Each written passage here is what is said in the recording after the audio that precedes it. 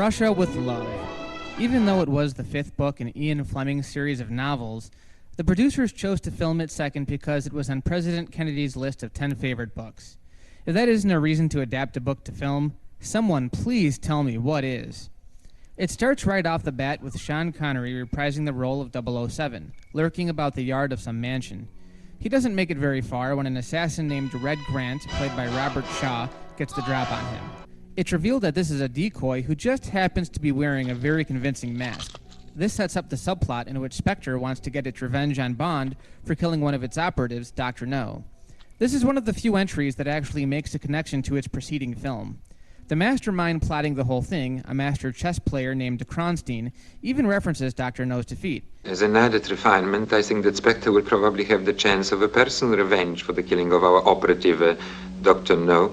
This opening sequence would start a long tradition of prefacing the film before launching into the opening credits. The titles start, and we get another Bond tradition, the movie's theme. With the exception of Dr. No, every Bond film has a signature theme devoted to it, usually performed during the opening title sequence by a famous musician. Then we're introduced to the film's chief villains. As I said, Kronstein is the mastermind moving all the pieces. It's no coincidence that they use a chess game to introduce his character. We also meet the head of the Spectre organization, a man never seen in this film who for now is called Number One. In later films, he's revealed as Ernst Blofeld. It might be interesting for some to know that while his voice was actually dubbed over, the actor sitting in the chair is none other than Anthony Dawson, who played Professor Dent in Dr. No. Today, this is an old movie cliché. Think of Dr. Claw from Inspector Gadget, and of course, Dr. Evil. Look what you did to Mr. Bigglesworth! The unseen guy in the chair who does nothing significant other than pets his cat throughout the whole film. He makes a chilling analogy about Spectre here. Siamese fighting fish. Fascinating creatures. Yes, they're stupid. Except for the occasional one such as we have here, who lets the other two fight. While he waits. Waits until the survivor is so exhausted that he cannot defend himself. And then, like Spectre, he strikes. I find the parallel amusing. Then we meet probably one of the most wicked, sinister bitches to grace a Bond film, and that's saying something, Rosa Klebb, played by Lot Lenya. It's revealed that she's an ex-Soviet colonel who's defected to Spectre. Her job is to recruit a female Russian from the consulate in Istanbul to assist with the stealing of a Lektor decoder, an item that the British have wanted to get their hands on for some time. I always found it interesting that despite everyone's names, they each have their own number. Yes, Number One. Sit down, Number 3, while we listen to what Number 5 has devised for us. Finally, we come to my Number 2 man. His name? Number 2. Anyway, the general idea is that Spectre wants to pit the Soviets against the British so they can become the dominating world power. Yeah, it's your everyday take over the world plot. Klebb goes to recruit Red Grant, a muscle-bound bodybuilder and hired assassin who stalks Bond throughout the whole film. He's there with Bond's every move, and his presence adds an element of suspense to the whole movie. Klebb then goes to Istanbul to recruit Tatiana Romanova, played by Daniela Bianchi, a Soviet embassy clerk who thinks Klebb still works for the Soviets. Tatiana gets pissed at Klebb when she asks her personal questions about her love life, but Klebb, being the evil, maniacal bitch that she is, threatens her life if she fails in her mission. I will say nothing to anyone. If you do, you will be shot. We finally get back to Bond as he's vacationing with an old flame, Sylvia Trench, who we met in Dr. No.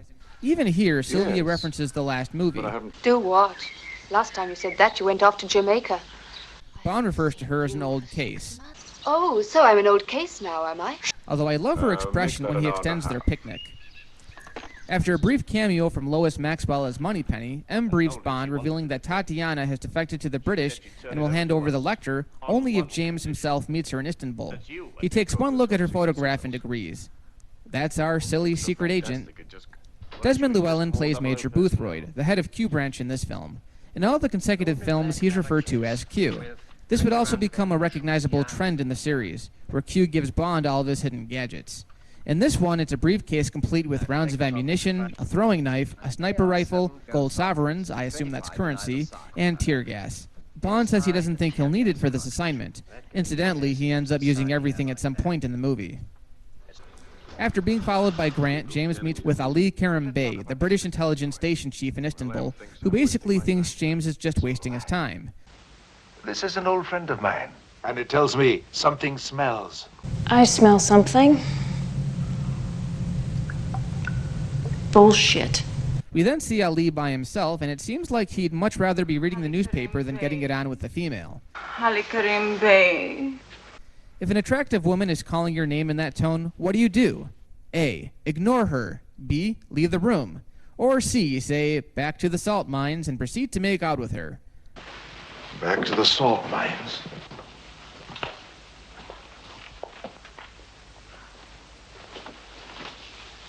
Ding, ding, ding. Anyway, his office is bombed, and he suspects that it was a Soviet attack. They row a boat over to a secret hiding place where they're able to spy on Soviet intelligence, and Ali recognizes a Bulgarian assassin named Krylenko. He suggests that James not stay at the hotel, and instead they go to a gypsy settlement where we get treated to a pointless fight between two gypsy women. Pointless, but entertaining. Then Krylenko shows up and attacks the settlement. All hell breaks loose as men torch the tents and people punch each other. Krylenko injures Karim Bey, who pretty much ignores that he's gushing blood and starts firing with the other hand. The whole time this is going on, James just simply walks around vandalizing people's fights. He taps things with a block of wood, maybe once in a while punching a random bystander. Grant is just waiting in the wings and even saves James' life. They go to find Krylenko, and using Bond's sniper rifle, Karim Bey kills the assassin. Then Bond gets to his apartment where the beautiful Tatiana Romanova waits for him, naked, underneath the bedsheets. Keep in mind that neither one has met the other. Okay, I know he's James freaking Bond, and at the time, every woman desired to be with him. But a beautiful, naked woman you've never met is just waiting for you in bed? Never mind all the STDs you could possibly have. This doesn't occur to him that it's some kind of trap? Even if women are his weakness, he's a British agent. Tell me the fate of British intelligence is in the hands of someone a little more, well, intelligent. And of course, Klebb and Grant are filming the whole thing. Bond and Romanova orchestrate a rendezvous at a Turkish museum, the Hagia Sophia, where they can safely exchange the floor plan of the Soviet consulate. A man with glasses, who's been following Bond since his arrival in Turkey, attempts to intercept the floor plan when Grant once again steps in, killing the man and allowing Bond to prevail. After British intelligence gets the description of the Lektor, Tatiana, Bond, and Karim Bey invade the Soviet consulate and steal the decoder. I love the scene where they try to make their escape through the sewers, only to be headed off by rats. Now you tell me that didn't inspire Dr. Jones' fear of rats in Last Crusade. He never would have made it past the rats. He hates rats. He's scared to death of them. They board a train where Bond and Tatiana pose as a married couple. Karim Bey is killed, and James gets raw with Tatiana, who even after getting slapped, refuses to say anything but, "I love you." I know I love you, James. I love you. Just tell me. I love you, it's true. When they make a stop, James walks past the exterior of the train as Grant follows him from the inside. James meets up with Karim Bey's son and tells him to have British intelligence and someone from Station Y to intercept him at Zagreb. Of course, Grant hears the whole conversation and poses as some guy named Nash from Station Y. He drugs Tatiana's drink, knocking her out, and then confronts Bond, falling into the mistake that every Bond villain makes, revealing all of his plans before taking him out. Oh no, I've seen way too many Bond movies to know that you never reveal all the details of your plan, no matter how close you may think you are to winning. Grant makes the mistake of opening Q's briefcase, releasing the tear gas. What did Bond say at the beginning of the film? But I shouldn't think I need it on this assignment, sir. Together, Bond and Tatiana make their escape in Grant's truck when they're pursued by an enemy helicopter. Like the car chase in Dr. No, it's an exhilarating sequence. The passenger arms a grenade, but Bond uses his sniper rifle to take him out, allowing the grenade to blow up the helicopter. However, there's no reason for it other than some added excitement. The next scene is pretty ridiculous. Number 1, angered with Kronstein's failure, has Agent Morzeny, played by Walter Gotell, kill Kronstein with a spike embedded in his boot. He then sends Morzeny and a squadron of Spectre boats after Bond. Now let me ask this. It has to take a long time to even gather a squadron, much less execute a plan. How long do you suppose Bond and Tatiana were in the boat? According to this movie, about 3 minutes, between the time we find out about Number 1's disappointment and the attack by Spectre. You know what? The movie's almost over, so at this point, do we really care? So as usual, Bond finds a way to evade Spectre. Tatiana and Bond make it to their safe haven in Venice, when Klebb enters the room dressed as a maid to try and take James out herself, with a spike in her shoe. Come on, are we really taking this seriously? The movie was doing so well until the last 2/3, and now it wants us to buy into all this? Well, of course, it is a Bond movie. Actually, this is a pretty famous scene and satisfying. Bond and Tatiana share a kiss on the water, James tosses the film that was going to be used to exploit him, and we roll the credits. Speaking of which, here's another tired staple of the franchise, the proclamation that James would return in another movie. But not only do they tell you about the plans for a sequel, they blatantly tell us the name of the film that's coming out next. That's kind of like at the end of Back to the Future Part 2, where we get a trailer for Back to the Future Part 3. And what if the film, for whatever reason, flopped? Do we get an apology?